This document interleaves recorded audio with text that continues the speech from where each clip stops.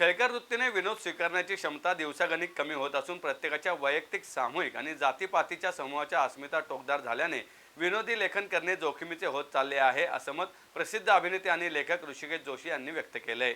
महाराष्ट्र साहित्य परिषदेच्या माधवराव पटवर्धन सभागृहात झालेल्या या कार्यक्रमप्रसंगी व्यासपीठावर कार्यक्रमाचे अध्यक्ष प्रसिद्ध लेखक मुकुंद टांगसाळे, महाराष्ट्र साहित्य परिषदेचे कार्याध्यक्ष प्राध्यापक मिलिंद जोशी आणि लेखिका सारिका कुलकर्णी आदी मान्यवर उपस्थित होते. यावेळी बोलताना ऋषिकेश जोशी म्हणाले की एखादा प्रसंग निवडून त्यातील विसंगती टिपत विनोद निर्मिती करताना आम्हाला संहिता देखील अनेक वेळा तपासून पाहावी लागते. समाजाचा सहनशीलतेचा आलेख खालावत असून विनोद विविध बंधनांच्या काटेरी कुंपणात अडकत आहे. मुळात विनोद सुचणे आणि तो शब्दात मांडता येणे ही दोन्ही वेगवेगळी कौशल्ये आहेत.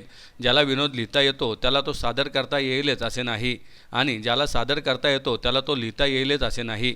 मुळात विनोद सुचण्यासाठी तुमची वृत्ती आनंदी असणे गरजेचे असल्याचं त्यांनी सांगितलं.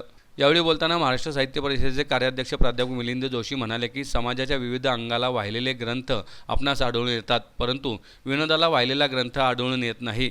विनोदाचा प्रवास क्षीण होत चालला असून विनोद पचवण्याची ताकद समाजात राहिली आहे का, हा आत्मपरीक्षणाचा विषय असल्याचं त्यांनी सांगितलं. यावेळी अध्यक्षीय मनोगत व्यक्त करताना प्रसिद्ध लेखक मुकुंद टांगसाळे म्हणाले की लेखकांनी लिहित राहिले पाहिजेत. जशी गायकाला रियाजाची आवश्यकता असते, त्याच धर्तीवर लेखकाने सातत्याने लेखनाचा सराव सुरू ठेवला पाहिजेत. लेखिका सारिका कुलकर्णी यांनी त्यांचा लेखन प्रवास यावेळी उलगडला. विनोदावर लिहिणाऱ्या लेखिका नाही आहेत वगैरे, फार नाही आहेत वगैरे.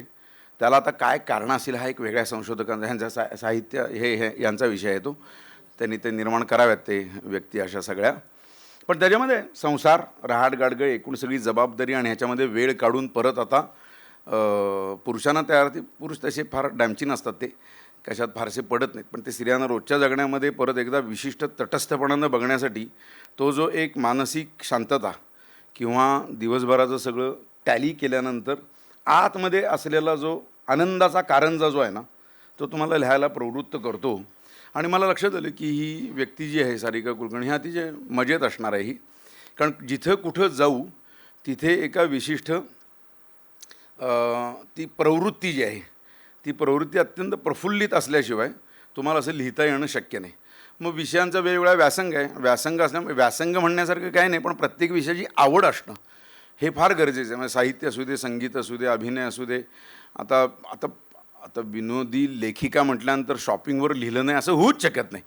आता त्यांना, आणि मुख्य म्हणजे काय की एक गोष्ट आणि अनुभवानं अशी लक्षात येते की विनोदी लिहिण्याची पात्रता जी आहे ना, ज्या माणसाला स्वतःवर हसता येतं त्याला विनोद चांगला लिहिता येतो, आणि ज्याला स्वतःवर हसता येत नाही त्याचं इतर लोक करून टाकतात, त्याचं काम इतर लोक करून टाकतात.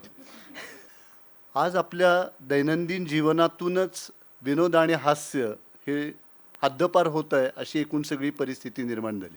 म्हणजे घरामध्ये छान विनोद झाला तर हसायचं नाही, आणि सकाळी कुठल्या तरी उद्यानामध्ये जाऊन हात वर करून कारण नसताना हसत बसायचं, अशी एक मोठी संघटनाच आता निघालेली आपल्याला दिसते. खरं तर त्यामध्ये वाईट वाटण्याचं काही कारण नाही. या हास्य संघाला ज्यावेळेला 25 वर्ष पूर्ण झाली त्यावेळेला त्यांच्यावरती पहिला लेख मीच लिहिलेला होता.